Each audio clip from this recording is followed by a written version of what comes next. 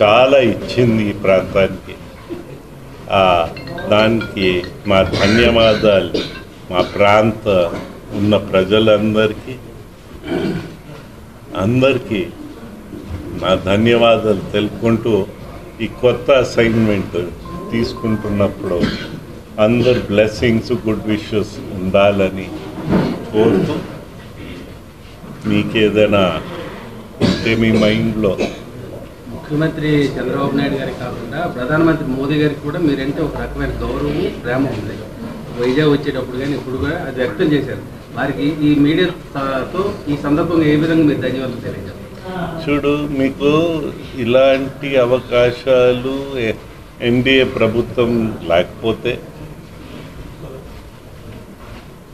మోదీ గారు ప్రధానమంత్రి లేకపోతే, చంద్రబాబు నాయుడు ముఖ్యమంత్రి లేకపోతే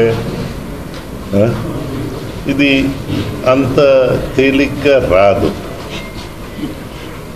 మేము కూడా ఎప్పుడో గవర్నర్ వస్తుందని ఊహించలే. కొన్ని నెలల నుంచి అందరు అంటున్నారు గవర్నర్ గవర్నర్ గవర్నర్ అని. నేనేదో ఉట్టి మాటలు కట్టిపెట్టు అయ్యా అనేవారు. నేనైతే మర్యాద ఉండడం వేరే, కలిసి పని. ఇప్పుడు మోదీ గారితో కూడా కలిసి పని చేసాం. సాయశక్తిగా దేశానికి పనికి వచ్చే సక్సెస్ఫుల్ ఎక్స్పెరిమెంట్స్ చేశాం. మాకు ఆ రోజు ఇచ్చిన బాధ్యతలు చూస్తే ప్రపంచంలో ఫాస్టెస్ట్ గ్రోయింగ్ ఏవియేషన్ సెక్టర్గా దానికి సహకరించిన పెద్దలు మోదీ గారు మొదటి, తర్వాత మిగతా పేర్లు. మన భూములు ఇప్పుడు ఏవియేషన్ ఎలాగుంటుందంటే, ల్యాండ్ లేకపోతే, భూమి లేకపోతే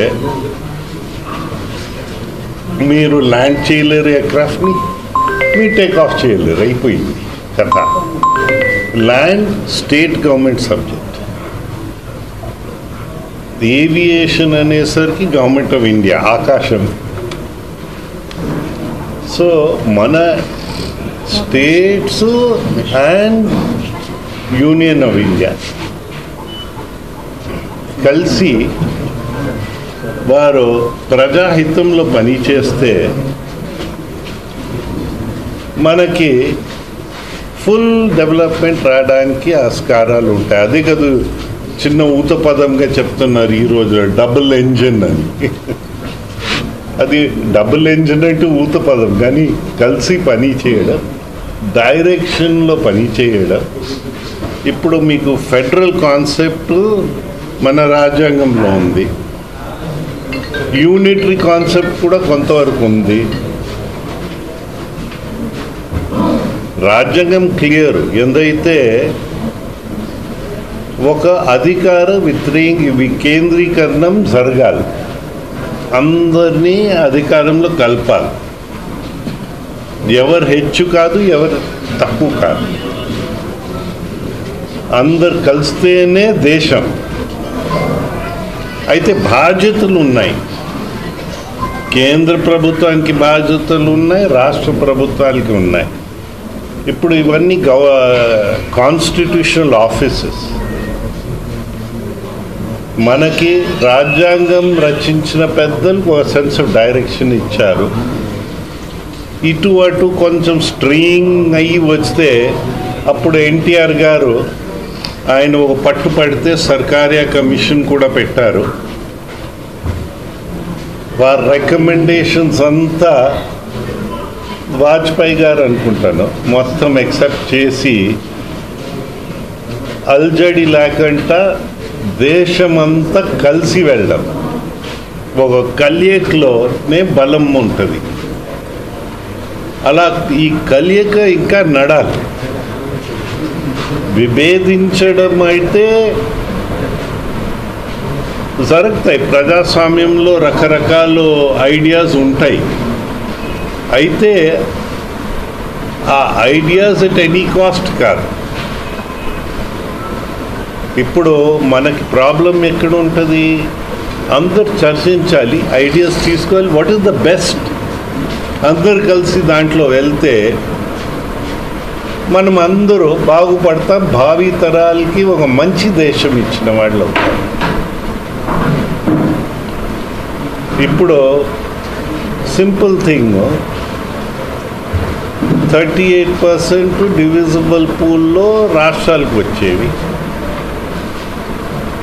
నరేంద్ర మోదీ గారు ప్రధానమంత్రిగా ఉన్న ముందన నరేంద్ర మోదీ గారు వచ్చేసరికి డివిజిబుల్ పూల్లో 42%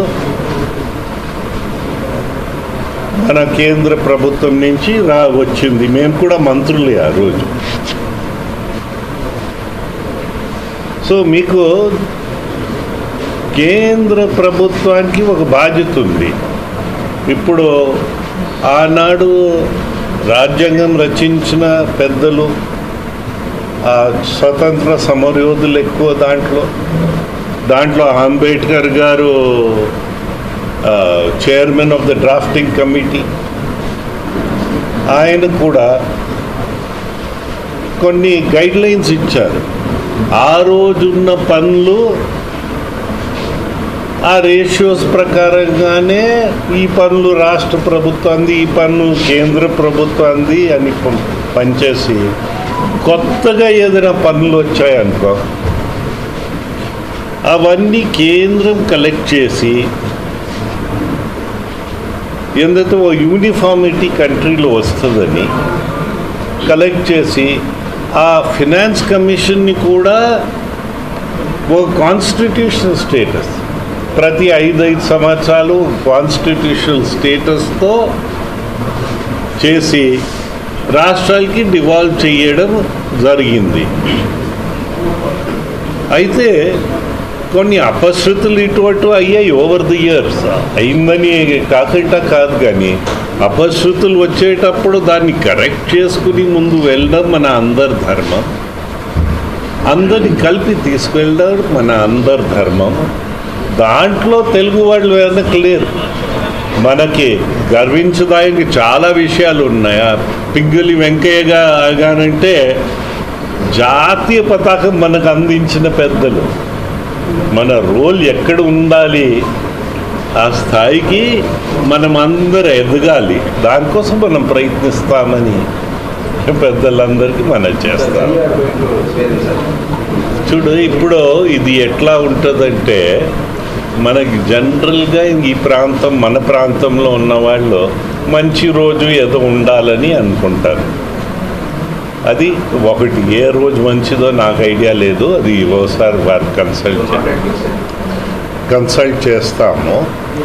దెన్ నెక్స్ట్ ఏంటంటే, గోవా ప్రభుత్వం ఉంది, వారి కన్సర్న్స్ కూడా మనం పరిగణనలో తీసుకుని ఆ కన్సల్టేషన్స్తో ఆ డేట్స్ ఫిక్స్ అవ్వాలి.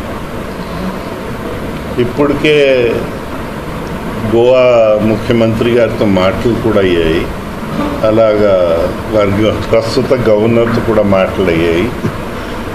వారు అక్కడ గవర్నర్స్కి ఏడీసీస్ ఇస్తారు. ఇది మాకు అలవాటు కాని పని. ఇప్పుడు మాకు అక్కడ నేవల్ ఆఫీసర్ ఒకటి ఉన్నారు, వారు కూడా వచ్చారు. అది వారందరితో మాటలు అయ్యాయి. సో వారందరూ ఎట్లా డెవలప్ అవుతుందో చూడాలి. మాకంటే ఈ ఉత్తర కోస్తా జిల్లాల్లో అప్పన్న అంటారు కదా, వరలక్ష్మి నరసింహస్వామి పైన చాలామందికి భక్తి భావంతో ఉంటారు. అక్కడ పెద్దలకు కొంత ముహూర్తాలు ఇవన్నీ తెలుస్తాయి. మేము వారిని కన్సల్ట్ చేయడానికి ప్రయత్నిస్తాం. ఆ కన్సల్టేషన్ తీసుకుని వీటితో కోఆర్డినేట్ చేసి, అప్పుడు మేమేం తొందరలో లేము, రేపే వెళ్ళిపోవాలని లేదు. మా కొన్ని రోజులు ఇక్కడ ఉంటే సరదా.